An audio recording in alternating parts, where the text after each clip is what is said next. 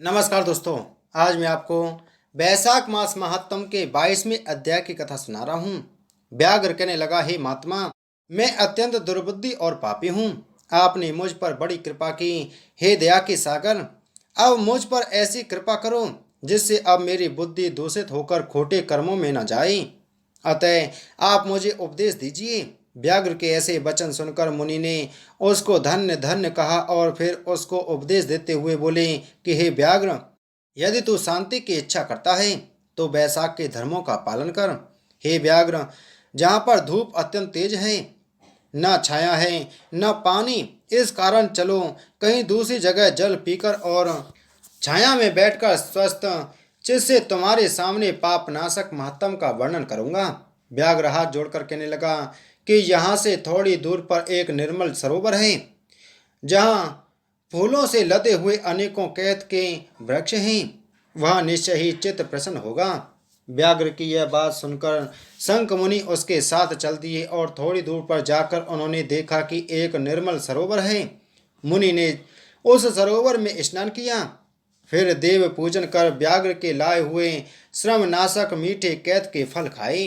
तत्पश्चात व्याघ्र कहने लगा कि हे महात्मन, यदि आप मुझ पर कृपा करो तो यह बतलाइए कि कौन सा धर्म करने से मुझे व्याघ्र जैसी बुरी योनि मिली और फिर आपका सत्संग हुआ। मुनि हंसकर कहने लगे कि तुम साकल नगर में वेद पाठी ब्राह्मण थे। तुम्हारा नाम स्तंभ और गोत्र भी वत्स था। एक वैश्य से तुम्हारा प्रेम था। उसी की संगति दोस्ती तुमने नित्य कर्मों को त्याग दिया तथा शूद्र के समान रहने लगे। इस प्रकार तुमने आचारहीन होकर धर्म का त्याग किया। परंतु तुम्हारी स्त्री जो अत्यंत रूपवती थी, तुम्हारी और वेश्या की सेवा किया करती थी। तुम दोनों पलंग पर सोते, वह नीचे सोती, तुम्हारे पैर धोया करती थी। वेश्या के मना करने पर भी वह पतिव्रता वेश्या सहित तुम्हारी सेवा करती थी। एक दिन तुमने भैंस का दूध और मलाई खाने खाई तथा तिल भी खाए। इस अपज भोजन से तुमको दस्त और बमन दोनों होने लगे और फिर दारुण भगंदर रोग हो गया। जब तक घर में धन रहा, वेश्या भी वहां रही, फिर सब धन लेकर वह भी चली गई। इस पर तुमको बड़ी घृणा हुई और तुमने अपनी पतिव्रता स्त्री से कहा कि मैं अत्यंत निष्ठुर तथा वैश्यागामी हूँ। हे सुंदरी, मुझ पापी ने तेरा कुछ उपकार नहीं किया। जो अपनी नम्र भार्या का मान नहीं करते, वह 15 जन्म तक नपुंसक होते हैं। मैं रात दिन महात्माओं और तेरी अवज्ञा करने से निश्चय ही पाप योनि में पड़ूंगा।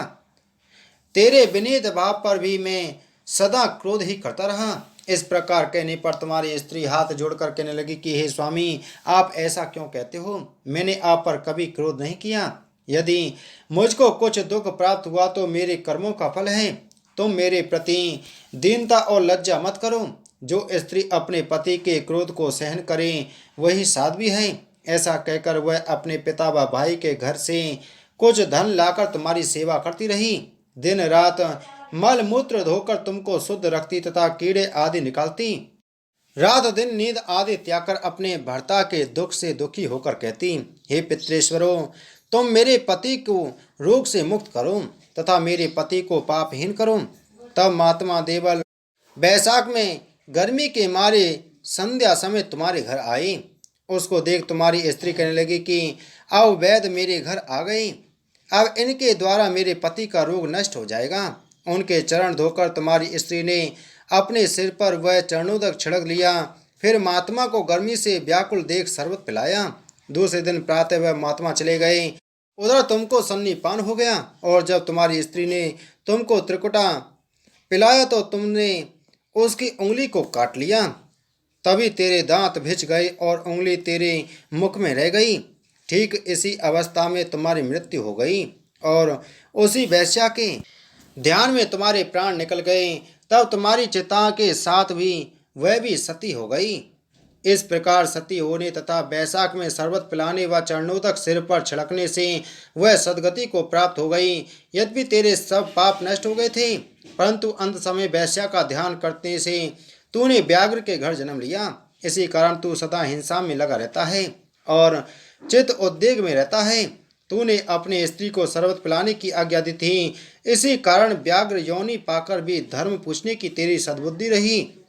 तूने भी मुनि के चरणों का जल अपने सिर पर छिड़का था, इसी से तुझे भी सत्संगति प्राप्त हुई। तुमने अपने पूर्व जन्म में जो कर्म किए वे सब तुमको बतलाए। तेरे ये सब पाप पुण्य मैंने दिव्य दृष्टि से देखे हैं। अब तुम्हारी कोई और गुप्त बात पूछने की इच्छा हो तो वह भी पूछ लो। तेरा चित्त शुद्ध हो गया है, अतः तेरा कल्याण हो। वैशाख मास महत्तम 22वां अध्याय संपूर्ण। बोलो वैशाख मास महत्तम की जय। बोलो विष्णु भगवान की जय।